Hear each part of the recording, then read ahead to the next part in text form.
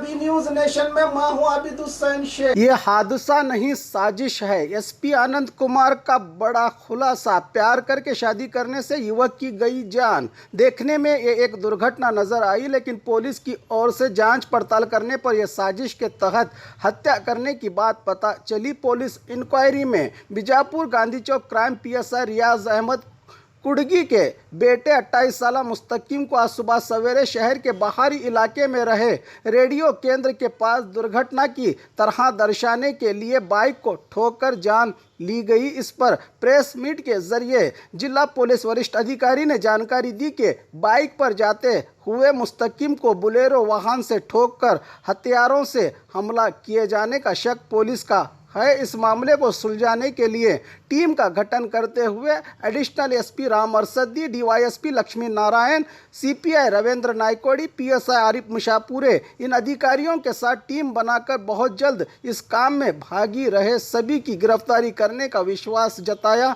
जिला SP HD Anand Kumar ने। तो सुरेश प्रोबेशनरी डीएसपी ಮತ್ತು ನಮ್ಮ ಅಡಿಷನಲ್ ಎಸ್ಪಿ ಅರಸಿದ್ದಿ ಇವರೆಲ್ಲರೂ ಅಲ್ಲಿ ಭೇಟಿ ಮಾಡಿ ಸ್ಥಳಕ್ಕೆ ಆ ಒಂದು ಕ್ರೈಮ್ ಸೀನ್ ಅನಾಲಿಸಿಸ್ ಮಾಡಿದ್ರು। ಆ ಸ್ಥಳದಲ್ಲಿ ಮೃತ ವ್ಯಕ್ತಿಯನ್ನ ಮತ್ತು ಆ ಗಾಡಿಯನ್ನ ವೆರಿಫೈ ಮಾಡಿದಾಗ ಅದು ಸಸ್ಪಿಷಿಯಸ್ ಆಗಿ ಕಂಡು ಬಂತು। ಆ ಸ್ಥಳದಲ್ಲಿ ಮೃತನಾಗಿದ್ದಂತಹ ವ್ಯಕ್ತಿ ನಮ್ಮ ಗಾಂಧಿ ಚೌಕ್ ಪೊಲೀಸ್ ಠಾಣೆಯ ಕ್ರೈಮ್ ಪಿಎಸ್ಐ ಕೂಡ್ಗಿ ಅನ್ನುವಂತವರ ಮಗ ಆಗಿದ್ದ। ಮತ್ತು ಇನ್ನೂ ಕೂಲಂಕುಷವಾಗಿ ಪರಿಶೀಲನೆ ಮಾಡಿದಾಗ ಅದು ಟ್ರಾಫಿಕ್ ಆಕ್ಸಿಡೆಂಟ್ ಗಿಂತ ಹೆಚ್ಚಾಗಿ ಒಂದು ಮರ್ಡರ್ ಕೇಸ್ ರೀತಿ ನಮಗೆ ಕಂಡು ಬಂತು। ತದನಂತರ ನಾವು ಇನ್ವೆಸ್ಟಿಗೇಷನ್ ತೀವ್ರಗೊಳಿಸಿದಾಗ ಅದು ಮರ್ಡರ್ ಕೇಸೇ ಆಗಿದೆ ಅನ್ನುವಂಥದ್ದು ತಿಳಿದು ಬಂದಿದೆ। ಅದರ ಈಗ ಇನಿಷಿಯಲ್ ಇನ್ವೆಸ್ಟಿಗೇಷನ್ ಪ್ರಕಾರ ಅದು ಒಂದು ಹುಡುಗಿಯ ವಿಚಾರದಲ್ಲಿ ಅವನು ಮತ್ತೊಂದು ಮೃತ ವ್ಯಕ್ತಿ ಅವರ ಸಂಬಂಧಿಕರ ಮನೆಯ ಒಂದು ಹುಡುಗಿಯನ್ನ ಅವರ ತಂದೆ ತಾಯಿಗಳ ಆಶಯಕ್ಕೆ ವಿರುದ್ಧವಾಗಿ ಮದುವೆ ಮಾಡಿಕೊಂಡು ಮನೆಗೆ ಕರ್ಕೊಂಡ್ ಬಂದಿದ್ದ, ಆಕೆಯ ಜೊತೆಯಲ್ಲಿ ಜೀವನ ಮಾಡ್ತಾ ಇದ್ದ। ಅದರ ಹಿನ್ನೆಲೆಯಲ್ಲಿ ಕೋಪ ಮಾಡಿಕೊಂಡಿದ್ದಂತಹ ಹುಡುಗಿಯ ತಂದೆ ಮತ್ತು ಅಣ್ಣ ತಮ್ಮಂದಿರು ಎಲ್ಲರೂ ಕೂಡಿ ಇದನ್ನ ಪ್ಲಾನ್ ಮಾಡಿ ಮರ್ಡರ್ ಮಾಡುವಂತಹ ಹಿನ್ನೆಲೆಯಲ್ಲಿ ಈ ರೀತಿ ಮಾಡಿದ್ದಾರೆ ಮತ್ತು ಪೊಲೀಸರಿಂದ ತಪ್ಪಿಸಿಕೊಳ್ಳುವ ಹುನ್ನಾರವನ್ನು ಮಾಡಿ ಇದನ್ನ ಒಂದು ಟ್ರಾಫಿಕ್ ಆಕ್ಸಿಡೆಂಟ್ ರೀತಿ ತೋರಿಸುವಂತ ನಿಟ್ಟಿನಲ್ಲಿ ಅವರ ಪ್ರಯತ್ನ ಆಗಿರ್ತದೆ।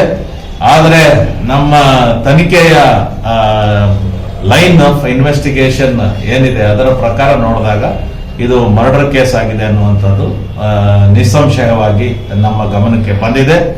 ಈ ಹಿನ್ನೆಲೆಯಲ್ಲಿ ನಾವು ಈ ಪ್ರಕರಣವನ್ನ ಗಂಭೀರವಾಗಿ ಪರಿಗಣಿಸಿದ್ದೇವೆ ಮತ್ತು ಈಗಾಗಲೇ ಆರೋಪಿತರು ಎಲ್ಲಿದ್ದಾರೆ ಅನ್ನೋದಕ್ಕೆ 2-3 ಟೀಮ್ಗಳನ್ನ ನಾವು ಫಾರ್ಮೇಶನ್ ಮಾಡಿದ್ದೇವೆ ಮತ್ತು ತನಿಖೆಯನ್ನ ನಮ್ಮ additional SP Ram Arasiddi, DSP Lakshminarayan ಮತ್ತು ನಮ್ಮ ಇನ್ಸ್ಪೆಕ್ಟರ್ ರವಿ ನಾಯ್ಕೋಡಿ ಮತ್ತು ಪ್ರೊಬೇಷನರಿ ಡಿಎಸ್ಪಿ ಸುರೇಶ್ ಮತ್ತು ಪಿಎಸ್ಐ ಆರಿಫ್ ಇವರುಗಳನ್ನು ಒಳಗೊಂಡಂತಹ ಒಂದು ವಿಶೇಷ ತಂಡವನ್ನು ನಾವು ರಚನೆ ಮಾಡಿದ್ದೇವೆ।